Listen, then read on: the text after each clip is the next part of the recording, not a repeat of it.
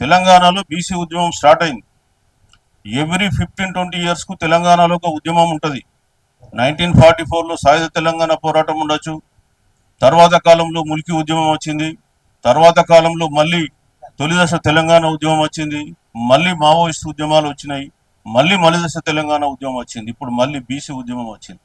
కాబట్టి ఇక్కడ బీసీ ఉద్యమం మీ కుయుక్తులకు లేదా మీరు బనిన పన్నాగాలకు బలైపోయి ఆగిపోతుంది అనుకుంటే పొరపాటు. మీరు అరచేతిని అడ్డం పెట్టి సూర్యుని ఆపలేరు. ఇవాళ బీసీ ఉద్యమం కూడా మీరు ఎంత ఆపాలని మీరు ప్రయత్నిస్తే అంత రెట్టింపుతో అది ముందుకు పోతుంది తప్ప ఆగేది కాదు. ఎట్టి పరిస్థితుల్లో రాబోయే కాలంలో 28-29లో ఎప్పుడు ఎన్నికలు జరిగినా బీసీలు తమ సత్తా చూపడానికి రెడీగా ఉన్నారు.